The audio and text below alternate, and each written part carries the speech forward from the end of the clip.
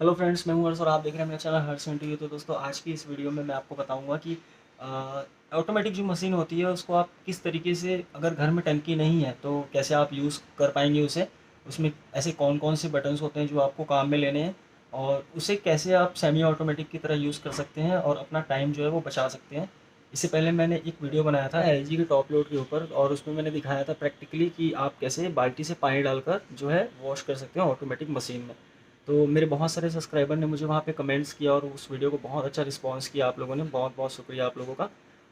आज की इस वीडियो में मैं जो थोड़ा बहुत कसर बच गया था वो मैं कंप्लीट कर देता हूँ। तो आ जाते हैं हम अपनी मशीन के ऊपर, और यहाँ से मैं आपको बताता हूँ कि किस तरीके का आपको जो है वो यूज़ करना है अपने घर पर, जब आपके घर में टंकी है और टंकी नहीं है, दोनों ही कंडीशन में। ठीक है, कि आप किस तरीके से ऑटोमेटिक और सेमी ऑटोमेटिक मोड इसी में यूज़ कर सकते हैं।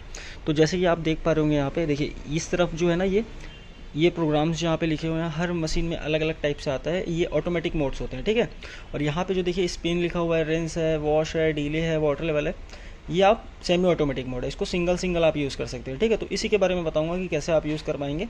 तो सबसे पहले मैं ये बोलता हूँ, जैसे घर में मान के चलिए टंकी नहीं है, तो आपको क्या करना है, सिंपल आपको अगर कपड़े वॉश करने हैं तो आपको कपड़ा सीधा यहाँ पे डाल देना है, सर्फ डाल देना है। ठीक है, उसके बाद कपड़ों के हिसाब से आप पानी वहाँ पे डाल सकते हैं। ठीक है, जितने कपड़े हैं उस हिसाब से पानी डाल दीजिए।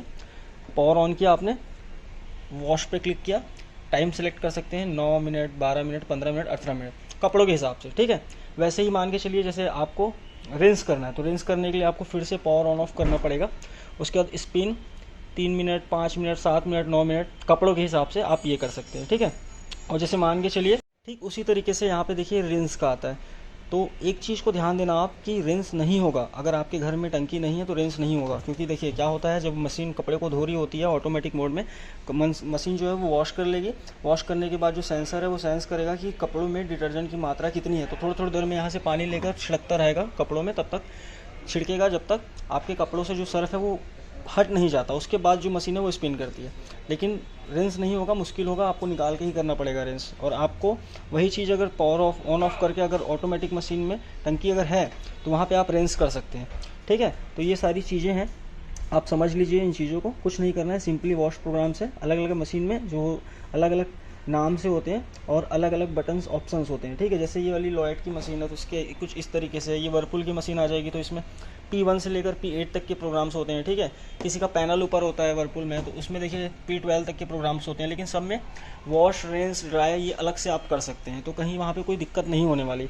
और यहाँ पे देखिए वाटर लेवल भी है, ये आप मैनुअली सेलेक्ट कर सकते हैं। बाल्टी से आपने पानी डाल दिया तो यहाँ पे मान के चलिए अगर आपने मीडियम सेलेक्ट करके रखा हुआ है और आपने पानी ज़्यादा डाल दिया तो मशीन जो है बाकी पानी को बाहर कर देगी। ठीक है, आपका टाइम वगैरह डिस्प्ले में दिख जाएगा, आपकी जो भी मशीन होगी।